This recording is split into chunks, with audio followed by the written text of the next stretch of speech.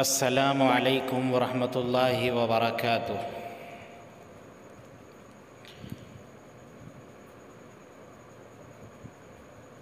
اعوذ باللہ من الشیطان الرجیم، بسم اللہ الرحمن الرحیم۔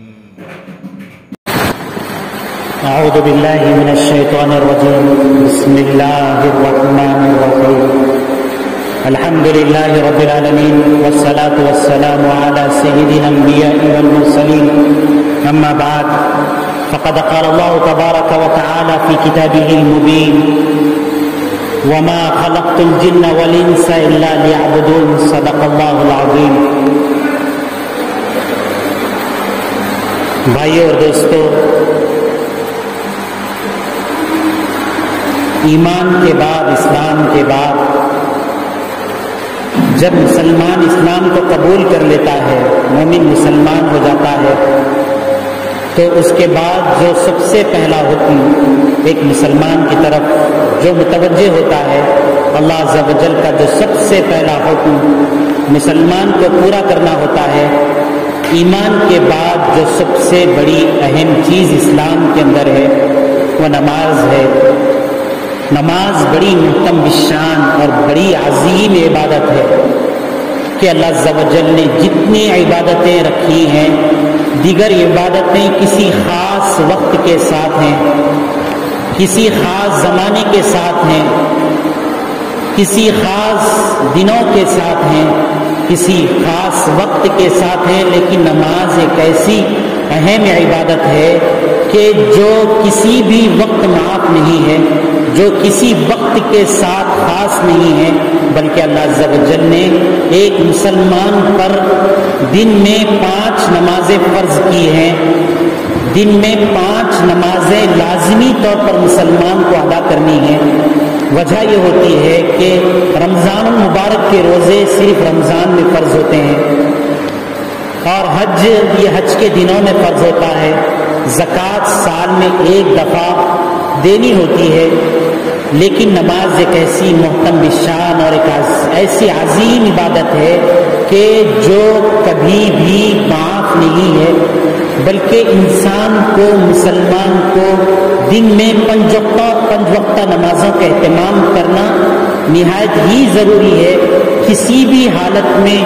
مسلمان ہو اور اس کے لیے نماز معاف ہو جائے، ایسا نہیں ہو سکتا ہے۔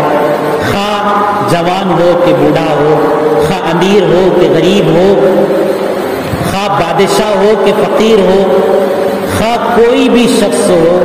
کسی خطے کا رہنے والے ہو، کسی علاقے کا رہنے والا ہو، مسلمان پر نماز فرض ہوتی ہے، بلکہ بیمار سے بھی نماز ساقط نہیں ہوتی ہے، بلکہ بیمار کو بھی نماز ادا کرنا ہوتا ہے۔ اگر کھڑے ہو کر نماز پڑھ سکتے ہیں تو کھڑے ہو کر نماز پڑھنا ہے، اگر کھڑے ہونے کی استطاعت نہیں ہے، جسم میں اعضاء میں طاقت نہیں ہے، کھڑے ہو کر نماز کو ادا نہیں کر سکتے ہیں تو بیٹھ کر نماز کو پڑھنا ہے۔ اگر بیٹھ کر نماز نہیں پڑھ سکتے، رکوع اور سجدے کو اشارے سے کر سکتے ہیں تو اشارے کے ذریعے سے نماز ادا کرنی ہے، اور اگر بیٹھ کر بھی نماز نہیں پڑھ سکتے ہیں تب آدمی کو لیٹ کر رکوع اور سجدے کے اشارے کے ساتھ نماز ادا کرنی ہے۔ لیکن بہرحال مسلمان کی زندگی سے جب تک اس کی عقل اور اس کے ہوش و حواس باقی ہیں، اس وقت تک مسلمان سے نماز ساقط نہیں ہوتی ہے۔ مسلمان نماز کو چھوڑ دے، ایسا ممکن ہی نہیں ہو سکتا ہے۔ یہ نہایت ہی محترم بالشان، نہایت ہی عظیم اور نہایت ہی بلند تر عبادت ہے۔ ایک مسلمان بغیر نماز کے مسلمان ہو جائے، اس کا امکان بھی نہیں ہو سکتا ہے۔ نبی کریم صلی اللہ علیہ وسلم نے حدیث کے اندر فرمایا کہ آپ صلی اللہ علیہ وسلم فرماتے ہیں کہ الفرق بین الکفر والشرک ترک الصلاۃ، کہ ایک مسلمان اور ایک غیر مسلم کے درمیان صرف اور صرف فرق یہ ہوتا ہے کہ جو غیر مسلم ہوتا ہے وہ نمازوں کا اہتمام نہیں کرتا ہے، اور جو مسلمان ہوتا ہے اس کی زندگی میں نماز ہوتی ہے۔ وہ دن میں 5 وقت اللہ تبارک و تعالیٰ کے گھر میں جا کر یا جس جگہ پر بھی اس کو فرصت ملے، اصل تو یہی ہے کہ نماز کو بجماعت مسجد میں ادا کی جائے، لیکن اگر مسجد میں کسی عذر کی وجہ سے اگر نماز کو وہ ادا نہیں کر سکتا ہے تو انسان کی زندگی سے نماز ساقط نہیں ہوتی ہے۔ نماز ایسی عبادت ہے کہ جو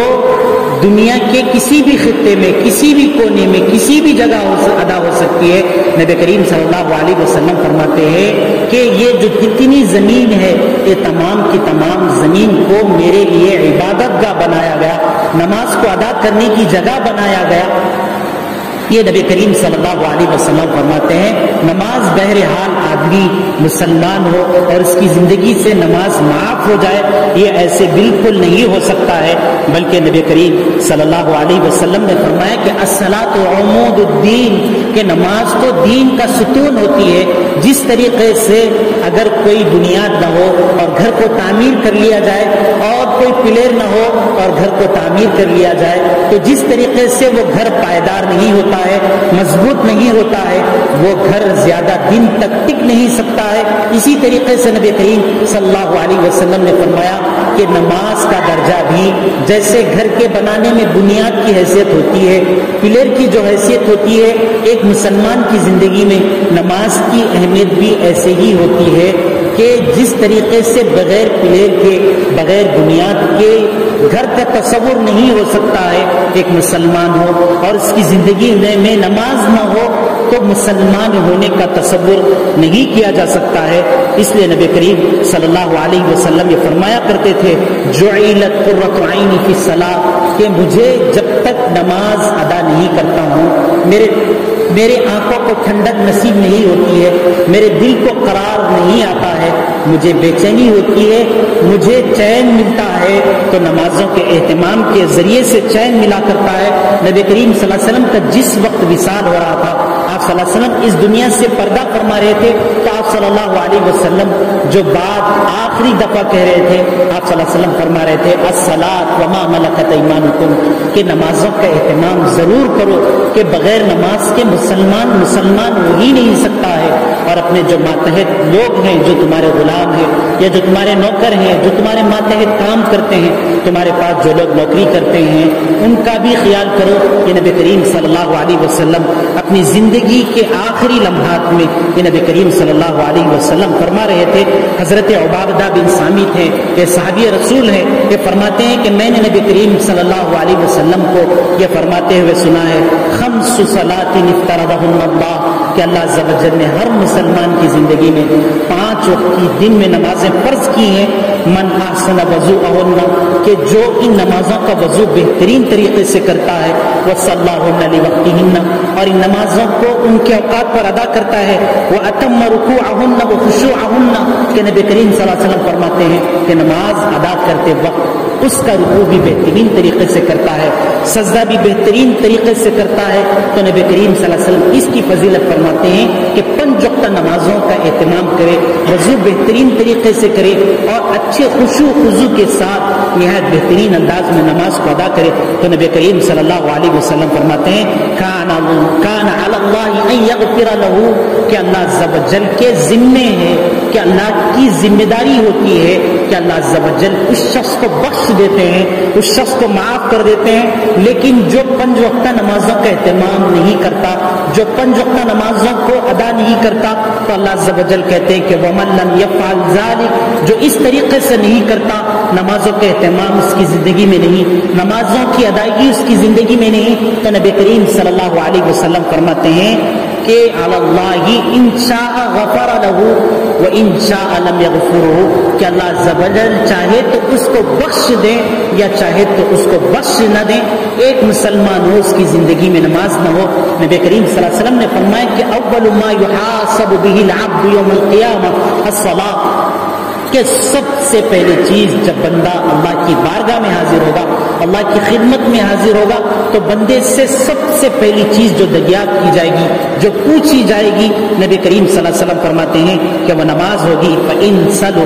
صَلُحَتْ سَائِرُ عَمَلِ، کہ اگر نماز درست نکل آتی ہے، اگر صحیح سالم نکل آتی ہے، اگر ایک مسلمان کی زندگی میں نماز موجود ہوتی ہے، وہ 5 وقتہ نمازوں کا اہتمام کرنے والا ہوتا ہے تو نبی کریم صلی اللہ علیہ وسلم فرماتے ہیں کہ اس کے باقی اعمال بھی صحیح اور درست نکل آتے ہیں. اگر نماز کے سلسلے میں اس کی زندگی میں کوتاہی ہوتی ہے, کمی ہوتی ہے, نمازوں کا وہ اہتمام نہیں کرتا ہوتا ہے تو اللہ عز و جل فرماتے ہیں, نبی کریم صلی اللہ علیہ وسلم فرماتے ہیں کہ پھر اس کے سارے اعمال کا حساب ہوگا, اللہ عز و جل سارے اعمال کا حساب لے لیں گے. بھائی اور دوستو, نماز بڑی محترم بشان عبادت ہے, بڑی فضیلت کی عبادت ہے. نبی کریم صلی اللہ علیہ وسلم مثالوں کے ذریعے سے یہ بتایا کرتے تھے, یہ فرمایا کرتے تھے کہ نمازوں کے اہتمام کے ذریعے سے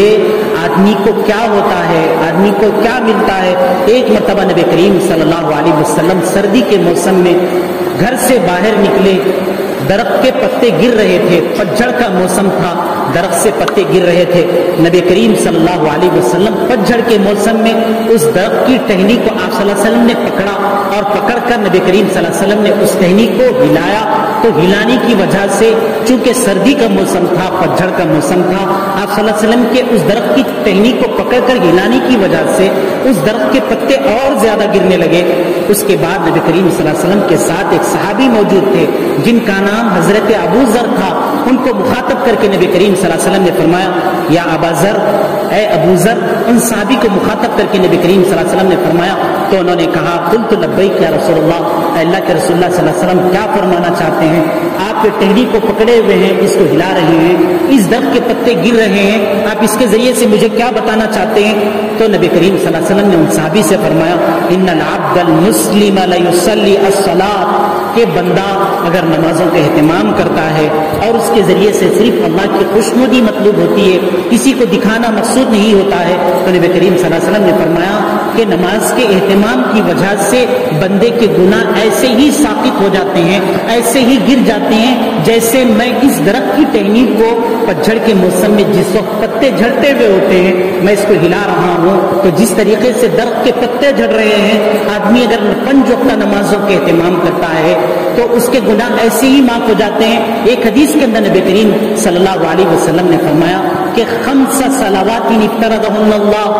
کہ ایک مسلمان کی زندگی میں اللہ عز و جل نے 5 نمازیں فرض کی ہیں. نبی کریم صلی اللہ علیہ وسلم فرماتے ہیں کہ جو شخص 5 وقتہ نمازوں کا اہتمام کرتا ہے, اگر وہ ظہر کی نماز پڑھتا ہے تو نبی کریم صلی اللہ علیہ وسلم فرماتے ہیں کہ عصر تک جو اس سے گناہ ہوتے ہیں, جانے میں ہو جاتے ہیں یا انجانے میں ہو جاتے ہیں, اللہ عز و جل ظہر کی نماز کے اہتمام کی وجہ سے عصر تک اس کے جو گناہ ہوتے ہیں سارے کے سارے گناہوں کو بخش دیتے ہیں. اگر عصر کی نماز پڑھ لیتا ہے تو مغرب تک جو گناہ ہوتے ہیں وہ سارے کے سارے معاف ہو جاتے ہیں. مغرب کی نماز پڑھتا ہے تو عشاء تک جو گناہ ہوتے ہیں وہ سارے کے سارے گناہ اللہ عز و جل بخش دیتے ہیں. پھر عشاء کی نماز کے بعد فجر کی نماز کے اہتمام کرتا ہے تو پھر اللہ عز و جل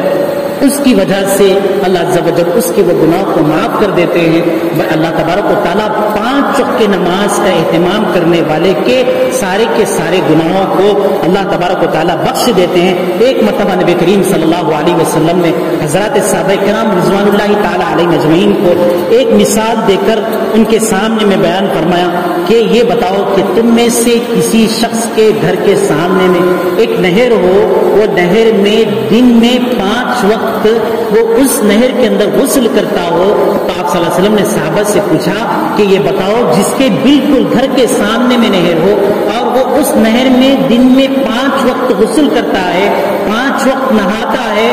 آپ صلی اللہ علیہ وسلم نے فرمایا کہ فَهَلْ يَبْقَى مِن دَرْنِهِ شَيْءٌ, یہ بتاؤ کہ اس کے جسم کے اندر کوئی گندگی باقی رہ سکتی ہے؟ جو 5 وقت نمازوں کا اہتمام, جو دن میں 5 وقت اس کے گھر کے سامنے میں ایک نہر ہے, اس نہر میں وہ 5 وقت وہ دن میں غسل کرتا ہے, تو نبی کریم صلی اللہ علیہ وسلم صحابہ سے پوچھ رہے ہیں, فرما رہے ہیں کہ یہ بتاؤ کہ اس کے جسم کے اندر کوئی میل کچیل باقی رہ سکتا ہے, اس کے جسم کے اندر کوئی گندگی باقی رہ سکتی ہے؟ تو صحابہ نے کہا, اللہ کے رسول اللہ صلی اللہ علیہ وسلم دن میں کسی کے گھر کے سامنے میں نہر ہو اور دن میں 5 وقت وہ اس میں غسل کرتا ہو, وہ نہاتا ہو, یہ ایسے ہو ہی نہیں سکتا ہے کہ اس کے جسم کے اندر کوئی میل کچیل باقی رہ جائے, اس کے جسم کے اندر کوئی گندگی باقی رہ جائے. تو نبی کریم صلی اللہ علیہ وسلم نے فرمایا کہ نماز کی مثال بھی ایسی ہی ہے کہ جو 5 وقتہ نمازوں کا اہتمام کرتا ہے تو اللہ عز و جل ایک نماز ادا کرنے کی وجہ سے دوسرے نماز کے دوران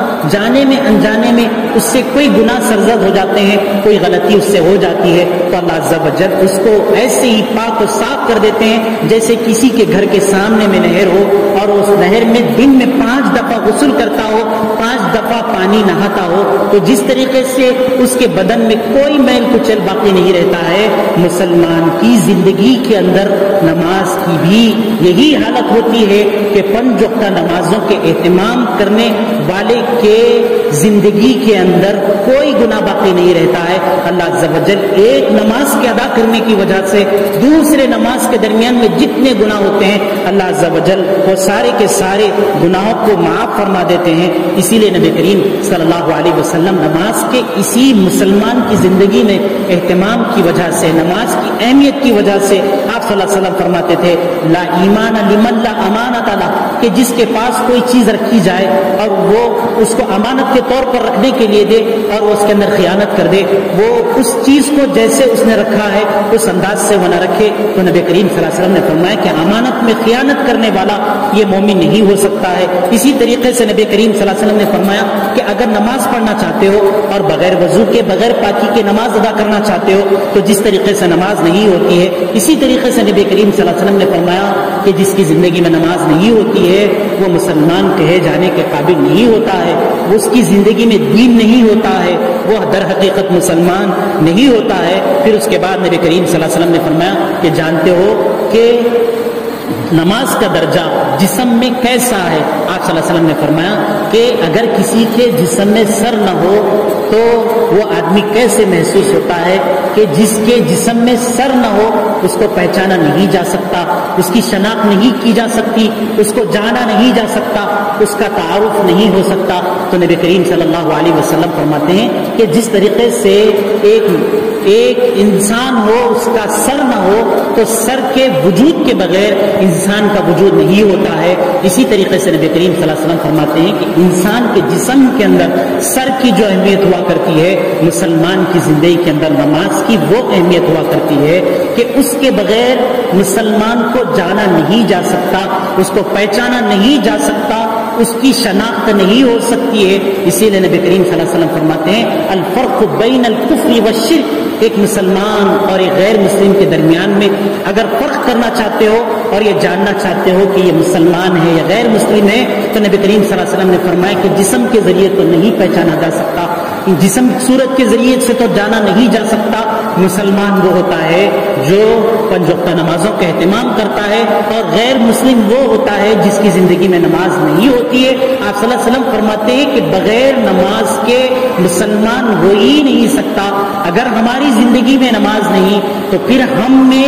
اور صورتحال ہم مسلمانوں کی یہی ہوتی ہے کہ جس طریقے سے غیر رہتے ہیں ہم اسی طریقے سے رہتے ہیں، جس طریقے سے وہ اپنی کمانے میں، اپنے جمانے میں، اپنی زندگی میں، اپنے آپ میں، اپنے گھر کے بسانے میں وہ مصروف ہوتے ہیں، ہم مسلمان بھی بعینی ہی ان کے ہی طریقے سے ہوتے ہیں۔ اگر ہماری زندگی میں نماز زندہ ہو جائے، اگر ہم نمازوں کا اہتمام کرنے لگے تو تب پتہ چلے گا کہ ہم مسلمان ہیں۔ بلکہ نبی کریم صلی اللہ علیہ وسلم نے ایک حدیث کے اندر فرمایا کہ اگر کوئی شخص مسجد کو کسی کو آتا ہوا جاتا ہوا دیکھو تو اس کو اس کے مومن ہونے کی گواہی دو۔ اس کا مطلب یہ ہے کہ جو مسجد کو آتا نہیں ہے، مسجد کو جاتا نہیں ہے، جس کی زندگی میں نماز کا اہتمام نہیں ہے، نبی کریم صلی اللہ علیہ وسلم فرما رہے ہیں کہ اس کے سلسلے میں کیسے گواہی دی جائے گی، اس کے سلسلے میں کیسے بتایا جائے گا کہ یہ مسلمان ہے، اس کے اندر کون سی شناخت موجود ہے،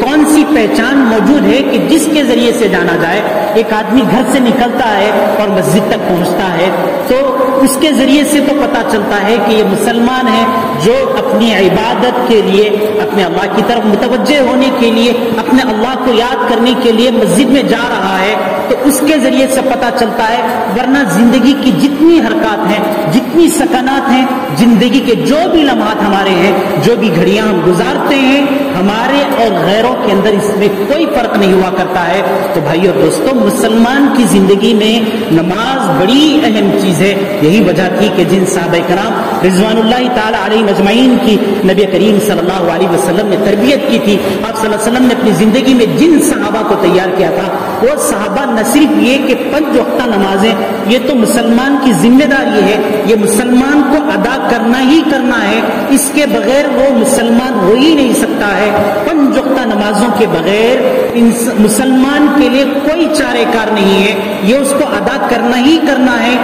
مسلمان کی زندگی میں 5 وقتہ نمازوں کا اہتمام ہونا ہی ہونا ہے۔ لیکن بھائیو دوستو، اللہ عز و جل نے ان صحابہ کی تعریف کرتے ہیں جن صحابہ کی نبی کریم صلی اللہ علیہ وسلم نے اپنے زمانے میں پرورش کی تھی، پرداخت کی تھی۔ وہ صحابہ کا معمول کیا تھا، وہ صحابہ کیسے نمازوں کا اہتمام کیا کرتے تھے۔ اللہ عز و جل کہتے ہیں کہ ان کے پاس تجارت نہیں تھی، ایسے نہیں تھا، ان کے پاس آل و اولاد نہیں تھی، ایسے نہیں تھا، ان کے پاس آل و اولاد بھی تھی، ان کی تجارتیں بھی تھی، وہ اپنے سارے کاروبار بھی کرتے تھے، وہ اپنے سارے دھندے بھی رہتے تھے، ساری مصروفیات بھی ہوتی تھی۔ اللہ عز و جل کہتے ہیں کہ رجال، وہ ایسے آدمی تھے۔ اللہ عز و جل ان کی تعریف کرتے ہوئے کہتے ہیں کہ لا تلہیہم تجارہ ولا بیع عن ذکر اللہ، کہ تجارت میں مصروف ہونا، وہ تجارت میں مصروف ہوا کرتے تھے، لیکن ان کا معمول یہ تھا کہ جس وقت مؤذن نے اذان دے دی، جس حالت میں مؤذن نے اذان دے دی، جس اپنے کام میں وہ مصروف ہے، جس اپنی وہ تجارت میں مصروف ہے، اسی جگہ پر اس کام کو بند کر دیا۔ مؤذن اللہ کی بڑائی بیان کر رہا ہے، اللہ کی تعریف بیان کر رہا ہے، اللہ کے گھر میں آنے میں کامیابی کو بتا رہا ہے، اور ایک مسلمان اپنی کامیابی تجارت کے اندر اور ایک مسلمان اپنی کامیابی خرید و فروخت کے اندر سمجھے، یہ ہو ہی نہیں سکتا ہے، یہ مسلمان ہو ہی نہیں سکتا ہے۔ حضرات صحابہ کرام کی تعریف کرتے ہوئے اللہ عز و جل قرآن کریم کے اندر ارشاد فرماتے ہیں کہ وہ آدمی، وہ صحابہ کا مجموعہ، صحابہ کی وہ جماعت جس کو نبی کریم صلی اللہ علیہ وسلم نے تیار کیا تھا، اپنی ساری زندگی ان کے پیچھے لگائی تھی، ان کا معمول یہ تھا کہ ان کے پاس بھی تجارتیں ہوتی تھی، ان کے پاس بھی آل و اولاد تھے، ان کے پاس بھی دھندے تھے، ان کے پاس بھی مصروفیات تھیں، لیکن اس کے باوجود یہ خرید و فروخت، یہ آل و اولاد اللہ کے ذکر سے، اللہ کی یاد سے، نمازوں کے اہتمام سے، اللہ کے ذکر کرنے سے ان کو روکتی اس واسطے نہیں تھی کہ اللہ کہتے ہیں یخافون یوما تتقلب فیہ القلوب والابصار، کہ ان کے دلوں کے اندر اس ذات کے سامنے میں، اس اللہ کے سامنے میں حاضر ہونے کا تصور تھا، اس اللہ عز و جل کے وجود کا تصور ان کی نگاہ میں موجود تھا، جو اللہ عز و جل کے سامنے میں جس وقت روز قیامت میں سارے لوگ کھڑے ہوں گے، تو اللہ عز و جل کہتے ہیں کہ جس دن آدمی کے دل پھٹ جائیں گی، آنکھیں پھٹ جائیں گی، اللہ عز و جل کے سامنے میں شرمندگی ہوگی، اللہ عز و جل کے احکام کو پورا نہ کرنے کی وجہ سے بندہ بڑا ذلیل ہوگا، بڑا رسوا ہوگا۔ یہ رسوائی کا ڈر، اللہ عز و جل کا ڈر، اللہ عز و جل کے سامنے میں کھڑے ہونے کا تصور ان کے جسم کے اندر روگنٹے کھڑا کر دیا کرتا تھا، جس کی وجہ سے یہ نمازوں کے اہتمام کے سلسلے میں ان سے کوئی کوتاہی نہیں ہوتی تھی۔ تجارتیں یہ بھی کرتے تھے، آل اولاد ان کی بھی تھی، لیکن ان سے نمازیں، اللہ کا ذکر کسی حالت میں نہیں چھوٹا تھا، بلکہ اللہ عز و جل کہتے ہیں کہ یہ تو 5 وقتہ نمازوں کا اہتمام کرتے ہی کرتے تھے۔ کانوا قلیلا من اللیل ما یہجعون، کہ صحابہ کی صفت یہ تھی، جن صحابہ کو اللہ کے رسول اللہ صلی اللہ علیہ وسلم نے براہ راست تیار کیا تھا، ان کی صفت یہ تھی کہ یہ راتوں کو بہت کم سویا کرتے تھے، بلکہ اللہ کے سامنے میں اللہ سے اتنا ڈرتے تھے کہ 5 وقتہ نمازوں کے علاوہ بھی راتوں میں اللہ عز و جل کے سامنے میں کھڑے ہوتے تھے۔ وہ یہ کہتے تھے کہ جس اللہ نے یہ جسم دیا، اس جسم کے اندر صلاحیتیں دی، اللہ نے طاقتیں دی، قدرتیں دی، سوچنے سمجھنے کی صلاحیت دی، پکڑنے کی صلاحیت دی، چلنے کی صلاحیت دی، سارا کا سارا وجود اللہ کی نعمت، اللہ کی قدرت سے سارا وجود ہے۔ اس ذات کے لیے ہمیں کیسے کھڑے ہونا چاہیے، اس کے سامنے میں کیسے ڈرنا چاہیے۔ حضرات اکرام کو یہ خوف تھا، یہ ڈر تھا، اور اللہ کے سامنے میں حاضر ہونے کا ڈر تھا، تو جس کی وجہ سے وہ بستروں پر لیٹنے کے باوجود پھر ان کی آنکھیں نہیں لگتی تھی کہ روز قیامت میں اللہ عز و جل کے سامنے میں حاضر ہو کر جو اللہ نے زندگی کے قیمتی لمحات دیے تھے، قیمتی گھڑیاں دی تھی، اللہ عز و جل ایک ایک لمحے کے سلسلے میں دریافت کریں گے، ایک ایک لمحے کے سلسلے میں پوچھیں گے، تو اللہ عز و جل کے سامنے میں کیا جواب دے ہوں گے؟ اللہ کو کیا جواب دیں گے؟ وہ دن کے 5 وقتہ نمازوں کا اہتمام تو کرتے ہی کرتے تھے، لیکن رات میں بھی وہ نمازوں کا اہتمام اس طریقے سے کیا کرتے تھے کہ بستروں سے اللہ کے خوف سے، ڈر سے کھڑے ہو جایا کرتے تھے۔ بھائیو اور دوستو، جو زندگی میں نمازوں کا اہتمام نہیں کرتے ہیں، روز قیامت میں اللہ عز و جل ہر شخص سے کہیں گے کہ تمہیں میرے سامنے میں سجدہ کرنا ہے۔ اللہ عز و جل قرآن کریم کے اندر فرماتے ہیں وَيَوْمَ يُدْعَوْنَ إِلَى السُّجُودِ فَلَا يَسْتَطِيعُونَ کہ جن لوگوں نے دنیا کے اندر نمازوں کا اہتمام نہیں کیا ہوگا، نمازوں کی پابندی نہیں کی ہوگی، اللہ عز و جل قرآن کریم کے اندر کہتے ہیں کہ ہم روز قیامت میں ان سے کہیں گے کہ تم میرے سامنے میں سجدہ کرو۔ تو جنہوں نے دنیا کے اندر نماز ادا نہیں کی ہوگی وہ 1000 کوشش کریں گے کہ اللہ کے سامنے میں سجدہ کریں، لیکن ان کی کمر جھک نہیں پائے گی۔ اللہ عز و جل کہتے ہیں ترحقهم ذلہ، کہ ان کے اوپر ذلت چھائی ہوئی ہوگی، رسوائی چھائی ہوئی ہوگی، وہ خود پہچانے جائیں گے کہ یہ وہ لوگ تھے جو دنیا کے اندر اللہ کے سامنے میں کھڑے نہیں ہوتے تھے، تو یہ لوگ وہ آخرت کے اندر اللہ کے سامنے میں ذلیل ہوں گے۔ اللہ کہتے ہیں کہ اللہ عز و جل روز قیامت میں جب سارے لوگوں سے سجدہ کرنے کے لیے کہیں گے تو جنہوں نے دنیا کے اندر نماز کا اہتمام نہیں کیا ہوگا وہ سب کے ساتھ یہ چاہیں گے کہ ہم بھی سجدہ کریں، ہم ذلیل نہ ہوں، لیکن وہ کوشش کے باوجود سجدہ نہیں کر پائیں گے۔ تو اللہ عز و جل کہتے ہیں وَقَدْ كَانُوا يُدْعَوْنَ إِلَى السُّجُودِ وَهُمْ سَالِمُونَ، دنیا کے اندر جب تھے تو ان کو نماز کے لیے بلایا جاتا، نماز کے لیے دعوت دی جاتی، مؤذن اذان دیا کرتا، اللہ کی بڑائی بیان کی جاتی، ان کے ہاتھ بھی صحیح سالم تھے، ان کے پیر بھی صحیح سالم تھے، ان کے اندر عقل تھی، سوچ تھی، ساری صلاحیتیں موجود تھی، لیکن یہ اللہ کے لیے سجدہ نہیں کرتے تھے۔ تو چونکہ انہوں نے وہاں پر سجدہ نہیں کیا، اس واسطے اللہ عز و جل ان کو سجدے کی توفیق نہیں دیں گے۔ بھائی اور دوستو، ایک چھوٹا سا قصہ کہہ کر اپنی بات کو ختم کرنا چاہتا ہوں کہ ایک بزرگ تھے، 80 سال کی عمر تھی، ایک ڈاکٹر کے پاس گئے، بالکل لابے تھے، ان کی کمر پیر سے لے کر سر تک بالکل خمیدہ نہیں ہوئی تھی، جھکی ہوئی نہیں تھی۔ ڈاکٹر نے کہا کہ آپ اتنی عمر آپ کی ہو چکی ہے، آپ 80 سال کے ہو چکے ہیں، اس عمر میں جو آپ کا قد کا آدمی ہوتا ہے وہ بالکل جھک جاتا ہے، اس کی کمر خمیدہ ہو جاتی ہے۔ تو انہوں نے کہا کہ ہم نے زندگی بھر اس اللہ کے سامنے میں اپنی کمر کو جھکایا ہے، اس واسطے اللہ نے ہماری کمر نہیں جھکائی ہے۔ اللہ عز و جل ان کی کمر کو جھکاتے ہیں جو دنیا کے اندر اللہ کے سامنے میں اپنی کمر کو نہیں جھکاتے ہیں۔ تو بھائی اور دوستو، اللہ عز و جل سے دعا ہے کہ اللہ عز و جل ہم مسلمانوں کو نماز کا اہتمام کرنے کی اور صحیح سے مسلمان ہونے کی اور اپنی زندگی میں نمازوں کا اہتمام کرنے کی اور نماز کو خشوع و خضوع کے ساتھ ادا کرنے کی توفیق عطا فرمائے۔ آمین۔ وآخر دعوانا الحمدللہ رب العالمین۔ سنت اللہ۔